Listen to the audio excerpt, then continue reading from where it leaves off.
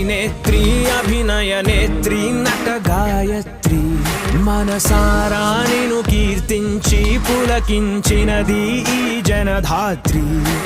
నిండుగా ఉందిలే దుర్గ దీవెనం ఉందిలే జన్మకో దైవ కారణం నువ్వుగా వెలిగే ప్రతిభాగుణం ఆ నటరాజుకు స్త్రీ రూపం కళకే అంకితం నీ కణకణం వెండి తెరకెన్నడో ఉందిలే రుణం పేరుతో పాటుగా అమ్మనే పదం నీకే దొరికిన సౌభాగ్యం మహానటి